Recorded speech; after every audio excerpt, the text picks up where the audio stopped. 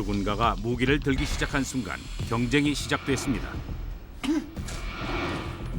바로 무기 경쟁이죠. Humans, we're equipped with some rather primitive weaponry. Our teeth are somewhat blunt, our claws are rather pathetic. So we have to come up with something else that's going to make us survive in the wild world. 궁극적인 무기에 대한 끊임없는 탐구가 시작됩니다. This was the weapon that conquered the Roman world. This is it.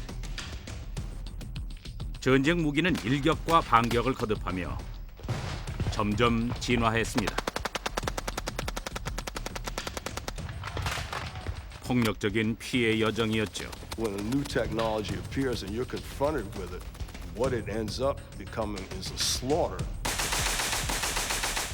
그 피해 여정은 전장에서 볼 수 있는 가장 살인적인 무기를 탄생시켰으며 또한 전쟁을 위한 어둠의 과학을 발전시켰습니다.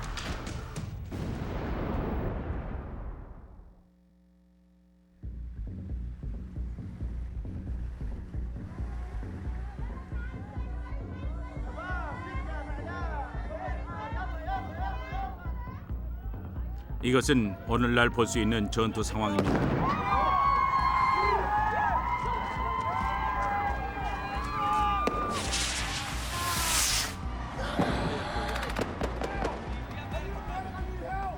전투는 결코 멈추지 않으므로 무기 기술은 앞으로도 계속해서 개발돼야 합니다.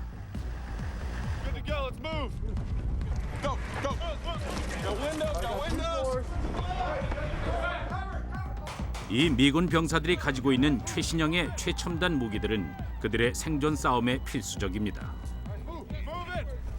수천 년이 넘는 시간 동안 다양한 양상을 거듭한 투쟁의 산물이죠. 무기 개발자들은 첨단 기술을 이용해 점점 더 치명적인 무기를 만들고 있습니다. Military history is one area where technology plays an absolutely critical role. 무기 개발자들은 늘 이전보다 더 좋은 무기를 만들기 위한 방법을 모색하고 있습니다. There are four key factors: range, accuracy, strength, and rate of fire. And what we see through history is weapon designers, be it bows, be it crossbows, be it firearms, be it machine guns, are all playing around with those four factors. House fire, clear. Fire this food. Get ready to move out. 수천 년 동안 무기의 혁신은 수없이 많이 일어났지만 전쟁의 양상을 바꾼 건 소수에 불과했습니다. 그중 일부는 역사 초기의 군사제국에서 찾아볼 수 있습니다. 기원전 326년 마케도니아에서 알렉산더 대왕의 힘은 절정에 달해 있었습니다. 물론 그전에도 영토 확장에 열을 올리는 왕은 존재했지만 고대 세계 대부분을 정복한 이 마케도니아 왕만큼 전투에 굶주린 군주는 없었죠. 그가 정복 사업을 펼칠 수 있었던 건 당시 가장 귀한 금속이었던 청동과 철을 이용한 덕분입니다. 청동과 철의 개발은 이웃나라인 그리스에서 시작됐습니다. 기원전 1000년경 그리스인들은 청동으로 흉갑과 투구 같은 효율적인 보호 장비를 만들었고 철기로는 치명적인 무기를 만들어 적을 공격했습니다. 이 무기들이 전술과 연계되자 그리스인들은 전투에서 우위를 확보했습니다.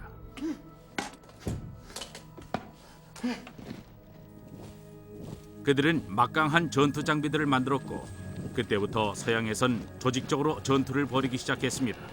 그 전술을 방진이라고 하죠. 방진을 성공시키는 기본 원리는 오늘날의 럭비 경기에서 찾아볼 수 있습니다.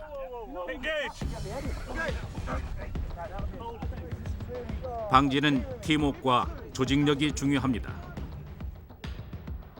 몸을 밀착시켜 한마음으로 움직여야 하죠. 어깨와 어깨를 맞대고 대형을 유지해야 합니다. But they all felt they were part of a group, and they liked to fight as an organized unit, rather like a rugby scrum is today. All for one and one for all. 갑옷과 무기로 무장한 병사들이 하나가 되어 움직였습니다. I've got to remember, I would be one of 10,000 men similarly equipped like this, like a giant armadillo.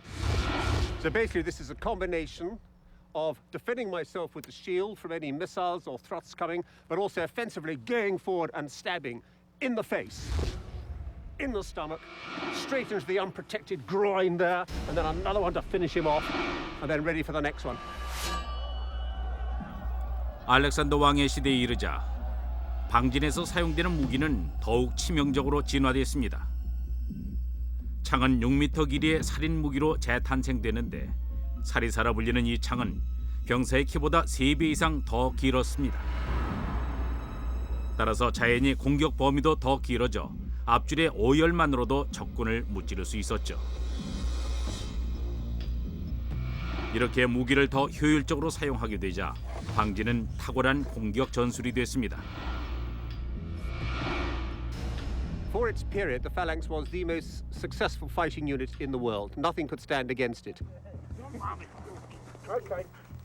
그러나 방진에는 아킬레스건이 있었습니다.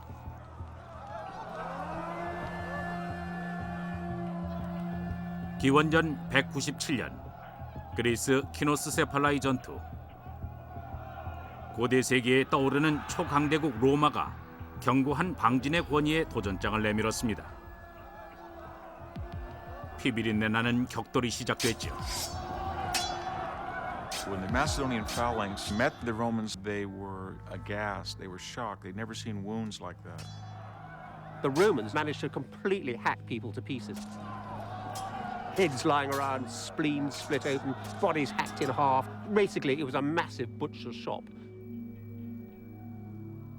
다른 군대는 방진 앞에서 모두 무너졌지만 로마군은 방진의 약점을 이용할 수 있는 전술을 활용했습니다. 그 약점은 럭비 경기에서 볼 수 있죠. 방진은 서로 밀착된 상태로 움직여 평지에서 전진할 땐 효과적입니다.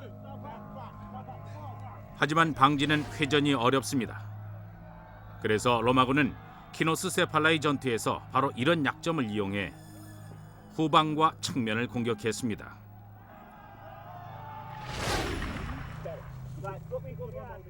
하지만 약점은 또 있었죠. 울퉁불퉁한 지형에선 대형이 무너지기 쉬웠습니다.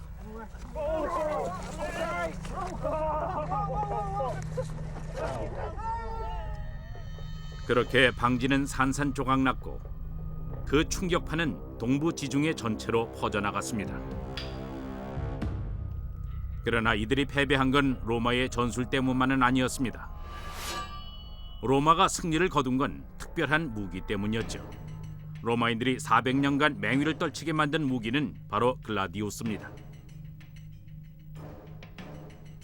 이 검은 전혀 새로운 금속으로 만들어졌는데 바로 강철이었죠. The primary method of attack was to thrust low and upwards, aiming for the stomach. The stomach and this central soft, squidgy area here, that is the place to kill people. Because it has a very, very good cutting edge as well, down both sides, hardened steel, if you need to, if you're suddenly surrounded, for example, and you need to slash out, it's very, very useful for that. Doesn't really matter where you slash, every bit will count. The odd leg here, the odd arm there. This was the weapon that effectively conquered all known comers. This is it. 이 단순하지만 독특한 검으로 인해 로마인들은 제국을 건설할 수 있었습니다.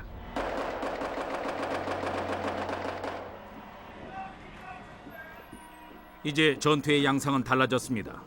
적군과 얼굴을 마주해야 했던 로마의 백병전은 오늘날 500m 거리에서도 공격이 가능한 장거리 전투로 변모했습니다. 장거리 타격 능력은 이제 당연한 것으로 간주되죠. 그 능력은 수많은 단계의 기술 혁신을 통해 성취된 것입니다. 그중엔 활도 있었는데 궁수가 화살을 멀리 날리기 위해선 큰 힘이 필요했습니다. 1415년 프랑스 북부의 아쟁크로 전투. 당시 프랑스와 영국 간의 전쟁은 벌써 3세대째 이어져 오고 있었습니다. 주로 기병들이었던 2만여 명의 위협적인 프랑스군은 조국에서의 싸움이라 승리를 확신했습니다. 한편 적군인 영국의 헨리 5세가 거느린 군대는 겨우 3분의 1에 불과한 보병이었지만 대궁을 갖추고 있었죠.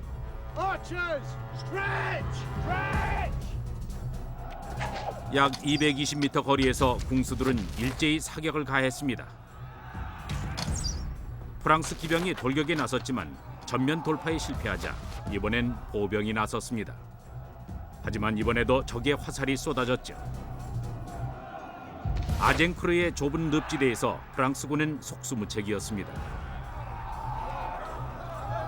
이리하여 영국군은 적과의 정면 승부에서 승리를 거두었습니다. 패배할 줄 알았던 영국군이 아쟁크르에서 승리한 이유는 여전히 의문으로 남아 있습니다. 하지만 마크 스트레트는 알지도 모릅니다. 그는 활에 관한 책을 썼고 6살 때부터 활쏘기를 했죠. 마크는 멀리서 적을 타격할 수 있는 대공의 능력 때문에 승리를 거둔 것이라 믿고 있습니다. 마크는 45m 거리에서 황금 갑옷에 활을 쏘는 시연을 통해 이 중세 무기의 위력을 보여줍니다. 220m 거리에서는 화살이 갑옷을 뚫지 못했을 거라는 게 그간의 중론이었지만 마크는 이 활이 프랑스 기병의 돌격을 막았을 거라고 확신합니다. If a knight got hit with more than one arrow at once, the impact alone could knock him clean off the back of the horse. 100g인 화살의 무게가 전혀 다른 결과를 가져왔습니다. If we take a 7-pound sledgehammer and swing it at 32 feet a second, it has the same impact as this arrow travelling at 150 feet a second, which is more or less 100 miles an hour.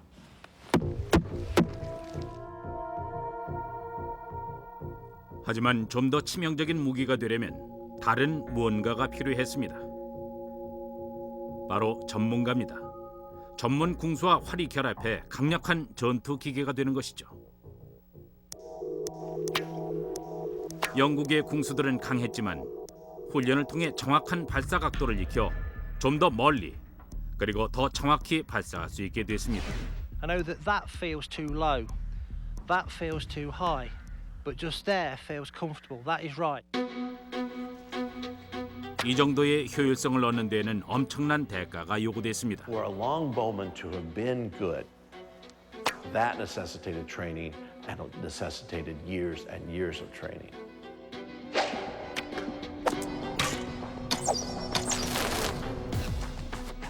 아쟁크루에서 전문 궁수들은 집중 사격을 가해 돌격하는 프랑스군을 격퇴시켰습니다.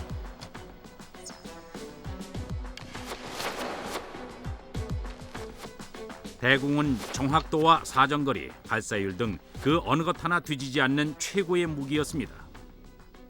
중세의 지휘관들은 이런 특징들을 활용하는 전술을 계획했습니다. 그러나 미래에 와선 달라집니다. 수많은 신기술로 인해 전쟁 방식이 바뀌게 되고 전문 궁수들은 잉여 자원이 됐습니다. 그리고 전장은 병사들에게 훨씬 더 위험해졌죠.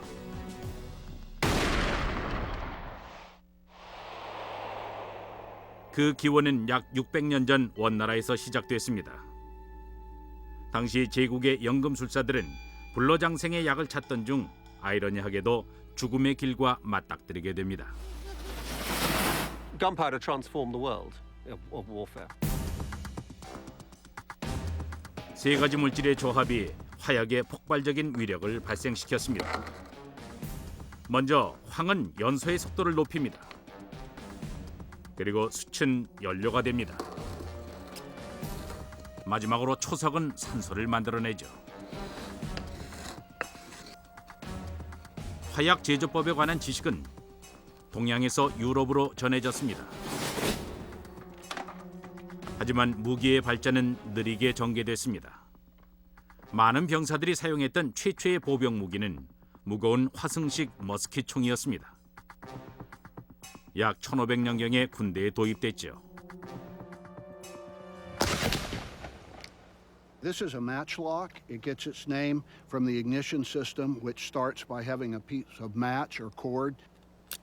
This is one of the drawbacks that you would have if you're in a combat situation.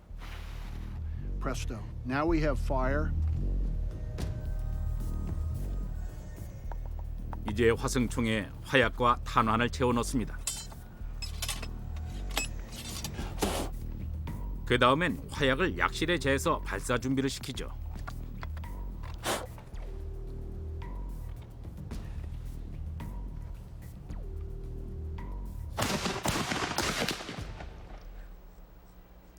생산비가 저렴한 이 화승총은 서부 유럽과 일본으로 전해졌습니다. 이 총은 공격과 수비 간의 균형을 변화시켰죠. 2000년의 세월 동안 신무기가 등장하면 그에 맞는 보호 장비가 개발되곤 했습니다. 그러나 화승총 탄환이 갑옷의 위력을 압도하면서 갑옷은 전장에서 설 자리를 잃게 됐죠. The period when armour disappeared from the European battlefield was one where armourers had hit a brick wall. They could make bulletproof armour, but it was too heavy for anyone to wear. 화승총은 전쟁의 양상을 바꿔놓았습니다. 그러나 이 총에도 결점은 있었는데 도화선에 불을 붙이는 방식은 불안하고 위험했습니다. 하지만 새로운 머스킷 총의 등장으로 점화 문제는 해결됐고 이 총은 병사들의 보편적인 무기가 됐습니다.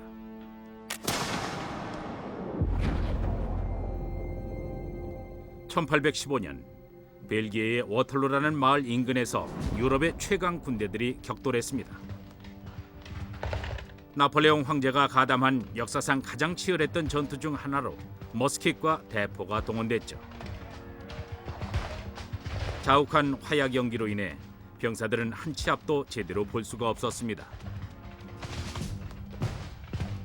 하루 만에 4만 7천 명의 병사들이 전사하거나 부상을 당했습니다. 이런 끔찍한 사태가 발생한 이유는 병사들이 소지한 무기의 살상력 때문이었습니다. 이날 대부분의 병사들이 사용한 부싯돌 총은 아주 치명적이었습니다. 이 총이 치명적이었던 건 바로 안정된 점화 방식 때문이었습니다. 방아쇠를 당기면 부싯돌이 점화형 금속판을 때려 불꽃을 일으키면서 그 아래 약실에 있는 발사 화약을 폭발시킵니다. 그러면 화염이 발생하면서 주 화약을 점화시켜 탄환을 총신 밖으로 밀어냅니다. 머스킷 기술로 인해 일반 병사들의 목숨은 값어치가 떨어졌습니다.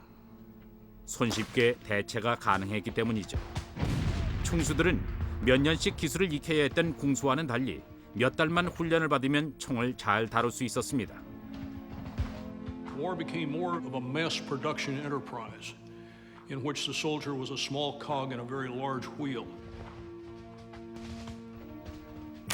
부싯돌 총을 갖게 되면서 군 지휘관들은 자신의 부대를 적군에게 더 가까이 밀어붙였습니다. 물론 그 대가를 치르는 건 병사들이었습니다. There's a lot of fire and the overwhelming noise from all the guns discharging, artillery firing, the moans of people who have been wounded. All of this would contribute to a sense of confusion. And the scary part for you as the soldier is you have to stand right out in the open and attention with your enemy facing you maybe 50 yards away and all those muskets pointed at you. It had been absolutely horrifying. 하지만 지휘관들이 일부러 병사들을 희생시킨 건 아니었습니다. 전술은 무기에 의해 결정됐는데 부싯돌 총의 사정거리가 50m에 불과했기 때문에 아주 가까운 거리에서 싸울 수밖에 없었습니다.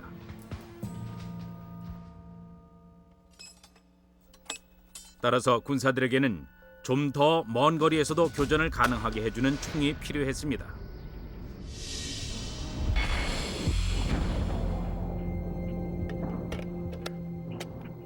이것은 M107 장거리 저격 소총입니다. 최첨단 고성능 소총 기술의 집약체죠.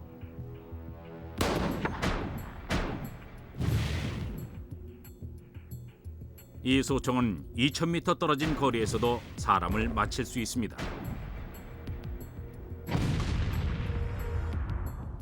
오늘날의 군사작전에선 이처럼 정확도가 높은 무기는 필수입니다. 저격 소총이 등장하게 된 건 미국의 독립전쟁 기간 동안 일어난 일련의 사건 때문입니다. 조지 워싱턴 대통령은 거의 3세기 동안 사냥용으로 쓰였던 무기가 군사용으로도 손색이 없다고 봤죠. These rifles were incredibly effective at 100 to 200 yards, and Washington knew this in the American Revolution.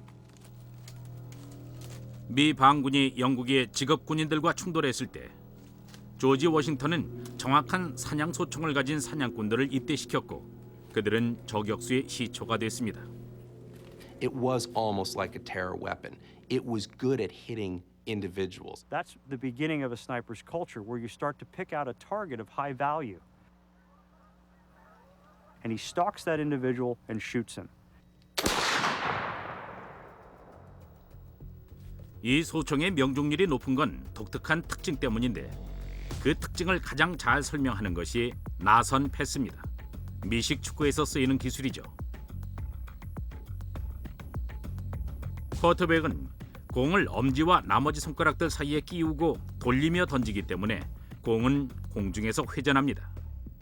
물리학의 기본 원리 중 하나는 회전하는 물체는 어떤 방향 전환에도 저항한다는 것인데 그 결과 사정거리가 늘어나고 정확도가 높아집니다. 이것은 쿼터백 선수에게도 효과적이지만 탄도에서도 유용합니다. 소총과 머스킷총의 총신 내부를 비교하면 머스킷총이 훨씬 매끈합니다. 따라서 활강총이라 불리죠. 하지만 소총의 총신에는 나선형 홈이 파여 있어 총알은 이 홈을 타고 선회하면서 총신을 빠져나갑니다.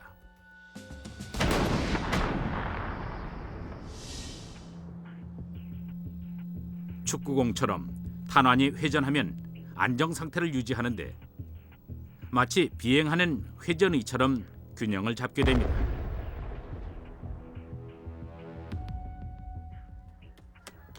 그러나 소총을 전장에서 보편적인 무기로 사용하려면 그 전에 또 다른 기술적인 문제부터 해결해야 했습니다. 소총은 총알을 홈에 딱 맞게 끼워야 했기 때문에 장전하는 데 시간이 걸렸습니다. 그러다 1840년대에 와서 그 문제가 해결됐는데 그건 총신의 구조가 바뀌었기 때문이 아니라 새로운 탄환이 등장한 덕분이었습니다. 이 미니에탄은 프랑스 발명가 클로드 에티엥 미니의 이름에서 유래되는데 모양은 단순하지만 치명적입니다. 이 총알은 4개의 홈에 기름칠을 해 장전이 수월한데 가장 큰 특징은 바닥이 뚫려 있다는 것입니다. 따라서 저 맛이 총알 밑부분이 팽창해 총신 내부의 홈에 밀착된 상태로 이동하면서 총알이 회전하게 됩니다. 그리하여 기존의 강선 총신에 미니에탄을 장전하는 강선 소총이 전쟁터에 등장하게 됐죠.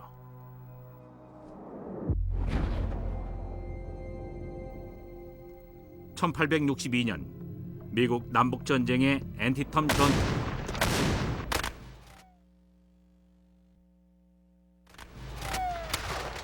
8만 7천 명의 연방군과 4만 명의 동맹군이 맞섰습니다. 역사상 처음으로 양군의 전투병들은 신무기인 강선 소총으로 무장했습니다. 그리고 그 결과는 끔찍했죠.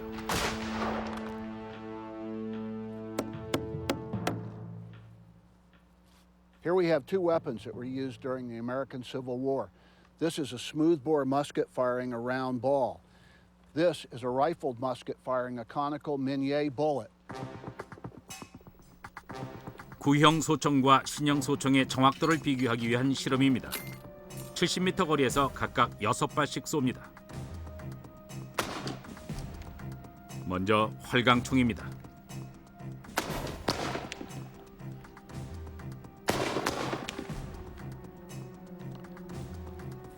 그 다음엔 강선 소총과 미니에탄입니다.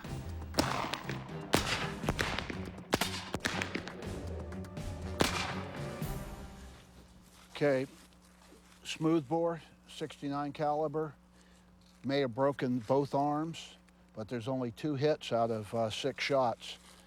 We're out past the effective range of this of a guy hitting who he's aiming at. And that creates problems when you're trying to kill people. 이번엔 강선 소총입니다. First 3 shots, this guy would lose his arm. Up here, probably his collarbone. This is probably close to a gut shot up on the hip. You've reduced the fighters by 6 men. Here you've reduced them by 2 men. 6발이 모두 명중했습니다. 70m 거리에서 강선 소총의 명중률은 활강총보다 3배나 높았죠. So you can load this weapon almost as quickly as a smoothbore musket, but it fires very accurately. And that makes weapons incredibly deadly. 새로운 무기들은 훨씬 더 치명적일 뿐 아니라 이제 대량 생산까지 가능해졌습니다. 남북 전쟁에 이르기까지 몇십 년간 버지니아주 하퍼스페리 같은 무기 공장에선 기술 혁신이 일어나 산업화의 힘으로 무기 생산이 가속화됐습니다.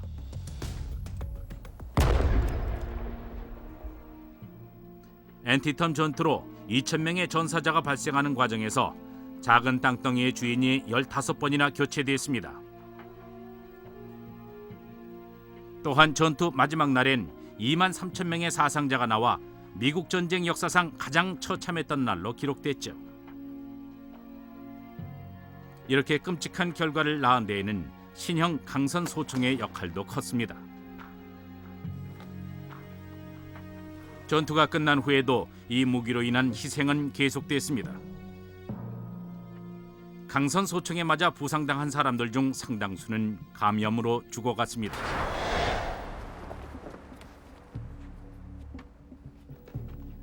군 지휘관들 역시 남북전쟁 학살의 한 요인으로 작용했습니다. 그들은 새로운 군대 환경에 대한 적응이 느렸죠.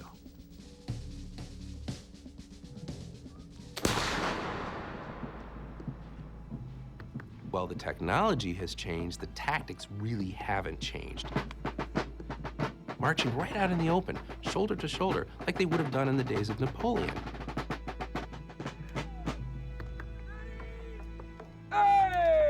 Even in Napoleon's time, this was dicey. In the age of rifled muskets, this was suicide.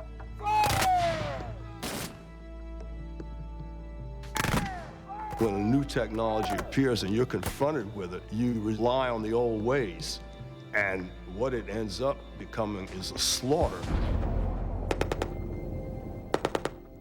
오늘날의 군인들이 사용하는 무기는 강선 소총과는 완전히 다릅니다. 분당 약 500발을 발사할 수 있는 이 M2 59경 차량 탑재용 기관총은 지상전에 쓰이는 전투 장비들 중 가장 파괴적인 위력을 보여주는 살상 무기에 속합니다. 그러나 놀랍게도 이 기술의 원천은 남북 전쟁에서 찾아볼 수 있습니다. 1850년대까지 무기 개발자들은 정확도와 사정거리를 중심으로 무기를 개발했습니다. 그러나 이제 그들은 발사율에 주목합니다. 산업화로 인해 그 작업이 가능해졌기 때문이죠. 미국의 리처드 J. 게틀링 박사는 세계 최초로 성능이 우수한 기관총을 고안했습니다. 남북전쟁 때의 강선소총은 분당 3발 정도를 쏘았지만 게틀링 기관총은 발사율을 200배까지 증가시켜 분당 600발을 발사했습니다.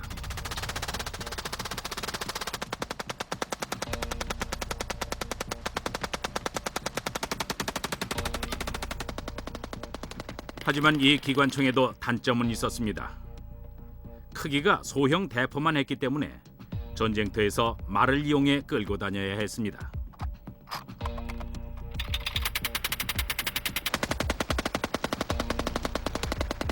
그러나 속사기관총이란 개념은 매력적이었습니다. 새로 등장한 발명가는 이 개념을 발전시켰죠. 하이람 맥심의 배경을 보면 그와 무기를 연결시킬 만한 단서는 없습니다. 미국의 메인주에서 기계공의 아들로 태어난 그의 초기 발명품은 전혀 위험하지 않은 파마기기와 각종 커피 대용 식품들이었죠. 하지만 1880년대의 맥심은 유럽인들이 서로를 더 쉽게 죽일 수 있도록 만드는 무언가를 개발해야 부자가 된다는 말을 듣고 미국을 떠나 유럽으로 향합니다. 그리고는 1차 세계대전 중 가장 악명을 떨쳤던 무기인 맥심 기관총을 발명하기에 이릅니다. 이 기관총은 엄청난 기술적 진보를 보여주었는데 그것은 바로 자동 시스템이었습니다. 기관총의 반동으로 발사대를 밀면 탄띠에서 총알이 자동으로 끌려 들어가게 됩니다. 그러면 다 쓴 총알의 탄피가 나오고 새 총알이 탄창에 들어가게 됩니다. 그리고 빈 탄피는 배출되죠. 이 과정이 분당 600번 반복됩니다. 따라서 총신에 열을 식히기 위해 총신에 물을 채워야 합니다. 1914년 1차 대전의 조짐이 보이자 사람들은 이 무기를 구입하기 시작했습니다. 그중엔 독일인도 있었죠. 맥심 기관총은 진정한 국제적 상품이었고 그 결과 이 무기는 1차 대전의 전선에서 엄청난 살상을 초래했습니다.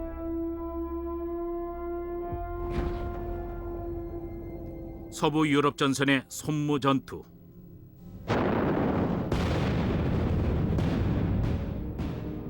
(1916년 7월 1일) 오전 7시 30분 제1연합군이 참호에서 나와 돌격했습니다. 보병들은 무인지대를 넘어 독일군 참호를 급습하라는 명령을 받은 상태였고 독일 방어 전선이 대포 공격으로 이미 무너졌을 것이라 믿고 있었습니다. 하지만 상황은 달랐습니다. 결과는 대학살이었죠. The battalions that attacked at the Somme basically stood up and walked into German fire with full packs on their backs. The German machine gunners are so horrified at this that they're waving at British soldiers to go back. And then when they realize they're not going back, they gun them down. 이 전투 과정에서 한 연대는 소속 대원들의 92%를 잃었습니다.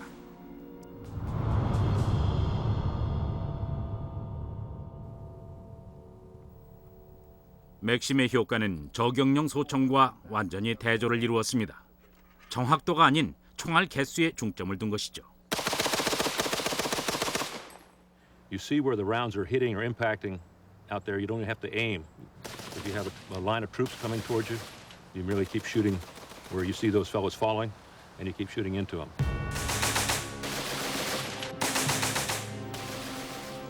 기관총 사수들은 교차 사격이란 전술을 이용해 살상률을 높이는 방법을 익혔습니다.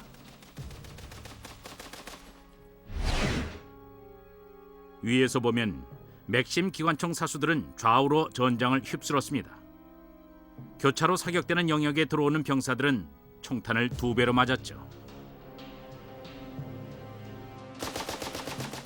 참호에서 쏘는 기관총과 대포 그리고 철조망의 조합으로 1차 대전의 판세가 결정됐습니다. 전투는 방어 위주의 교착 상태로 빠졌고 사상자는 늘어만 갔습니다.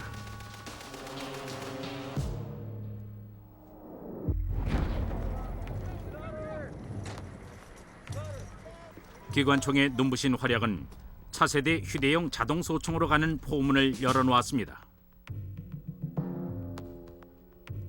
2차 대전이 발발하기 전까지 수십 년간 기관단총의 개발이 이루어졌습니다. 톰슨식 소형 기관총은 1920년대에 갱들이 사용했고 2차 대전 때는 연합군이 사용했습니다. 그러나 장기적으로는 모든 병사들이 보편적으로 사용할 수 있는 무기들이 등장하게 되죠. 그 무기는 바로 공격용 소총입니다. 이 소총은 오늘날 전 세계 군인들과 민병들이 사용하는 표준 무기입니다. 이 총은 다용도 기능이 있어 반자동과 자동 사격이 가능합니다.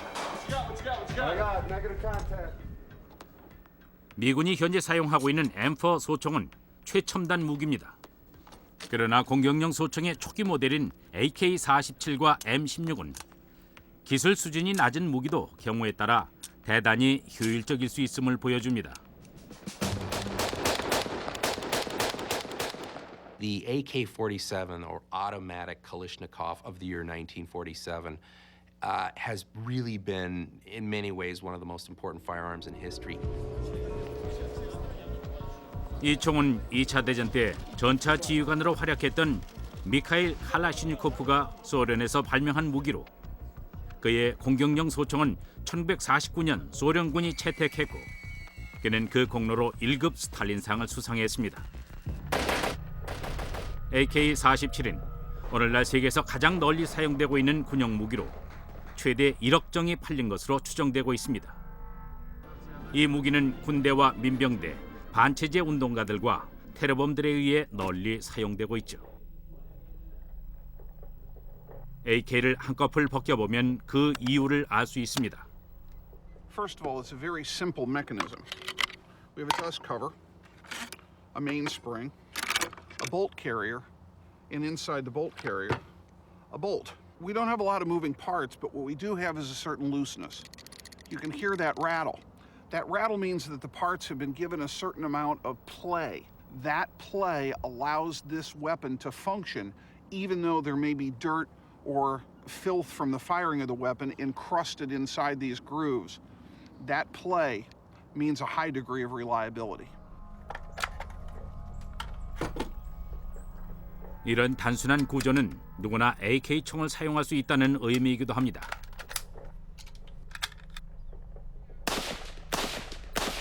It's the guerrilla weapon of choice everywhere because it is the great equalizer with people whose societies are not as technologically inclined, and you see them everywhere.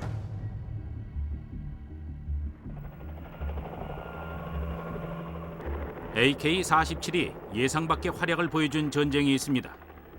바로 베트남전인데 1960년대와 70년대에 미국은 이 전쟁에서 농민군과 맞섰습니다. 물론 AK-47이 북베트남의 승리를 가져다 준 건 아니었지만 전투력의 차이를 만들어낸 상징이 됐습니다. 당시 미군은 고성능 M16 소총의 초기 버전으로 무장했는데 1967년부터 사용된 미군 보병의 이 주무기는 명중률과 사정거리가 우수했죠. 그들의 적인 북베트남과 베트콩은 저성능인 AK-47을 사용했습니다. What we basically have is a pickup truck and a Lamborghini. The AK-47 was meant to be very durable, very rugged, very simple and inexpensive to manufacture. The M16 was supposed to be lightweight, also very accurate. 그러나 전쟁 초반 몇 년간 M16은 밀림의 습하고 더러운 환경 때문에 자주 불발됐습니다. 그런 환경엔 그보다 덜 정교한 소련의 무기가 더 적합했죠. We see stories from Vietnam that say that they were dug out of ditches or found in rivers, even buried, and then shot with no problem. It seems that dirt simply didn't affect this weapon.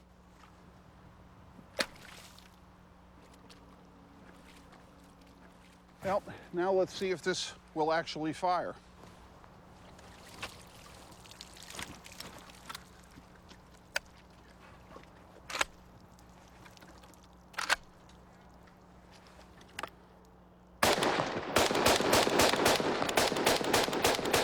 It was incredibly reliable, incredibly insensitive to abuse, and on a number of occasions, Marine units would re-equip themselves with captured AK-47s simply to take advantage of the reliability.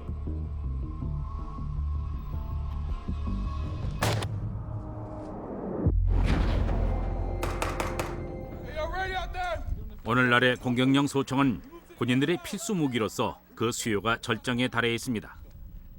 공격용 무기, 특히 총이 더욱 정교해지고 파괴적으로 변함에 따라 그것을 소지한 군인 또한 위험한 존재가 되고 있지만 그만큼 적의 공격도 치명적이죠. 그래서 보호 장비가 필수입니다. 오늘날의 전쟁터에선 고대의 방어 개념이 재확립되고 있는데 그 이유는 발전된 기술로 구식 장비를 효율적으로 바꿀 수 있기 때문입니다.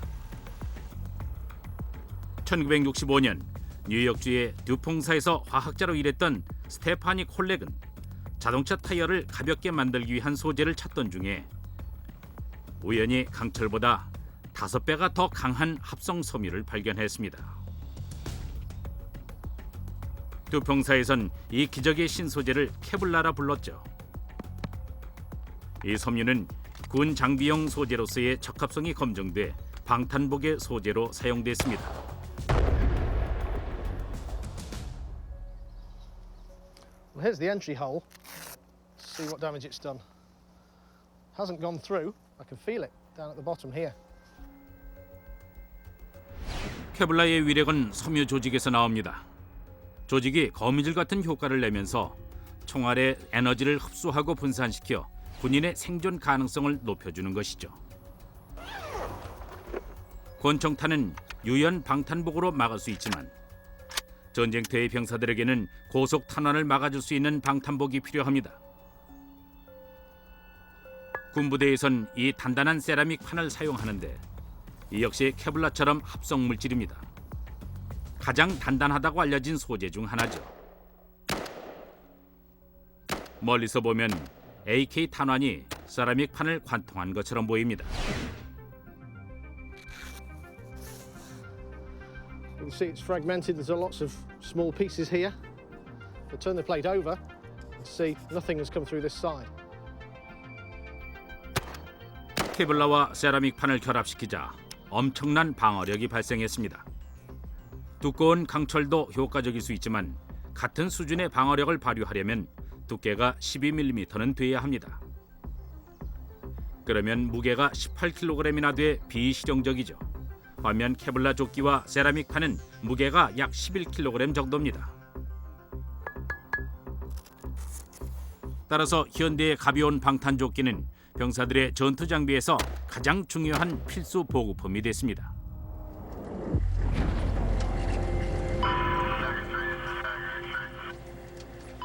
오늘날 지상 전투에서 전사들은 우수한 기술력을 자랑합니다. 적과 교전할 공격용 소총과 적에게서 자신을 보호할 방탄조끼가 그것이죠. 그러나 그보다 덜 중요한 기술도 그에 못지않은 기능을 합니다. 미군 병사는 야간 투시경 덕분에 24시간 전투가 가능합니다. 이 장비의 작동 원리는 이렇습니다. 투시경은 별빛처럼 주위에 있는 미세한 빛을 흡수해서 그 양을 몇 배로 증가시킵니다. 그러면 병사는 눈앞에 있는 렌즈를 통해 영상을 볼 수가 있습니다. Night vision equipment has fundamentally changed the nature of war. It has changed the United States Armed Forces from a force that prefers to fight by day to one that prefers to fight by night.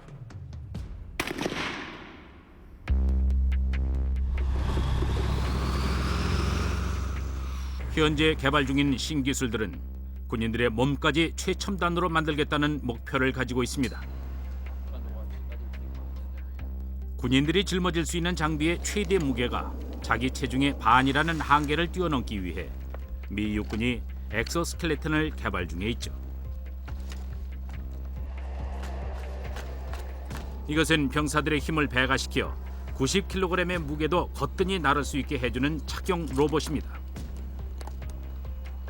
엑소스켈레톤은 전쟁이 시작된 이후 보병들을 짓누르고 있던 한계로부터 그들을 자유롭게 해줄 겁니다.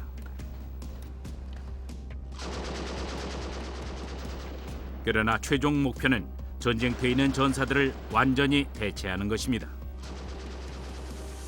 Now you have devices being developed that could go into a building, into an enclosed area, be armed, and be able to take on an enemy combatant without exposing the operator.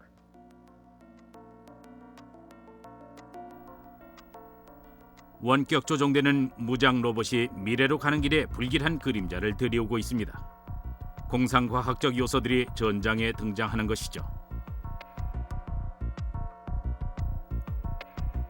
미 국방부에서는 2015년까지 미군의 전체 지상군 전투병력 가운데 총 30%를 로봇으로 대체하기로 했습니다. In a future where you will have our robots fighting their robots, I think that's entirely possible. I think you're going to begin to see that in ground war. I think it's inevitable as that technology improves. 필연적 결과인 동시에 논란의 대상이기도 합니다. The idea of an autonomous robot, an autonomous armed robot, being able to move about the battlefield and make its own decisions, that's something a lot of people are leaning away from. They don't want to see it come. There has to be a human in the circuit. There has to be a man who says, this is when you pull the trigger and this is when you don't.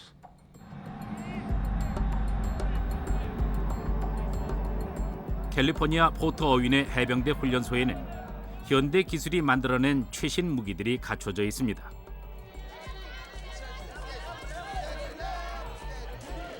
오늘 이들은 부대를 배치할 때 벌어질 상황에 대한 훈련을 받고 있죠.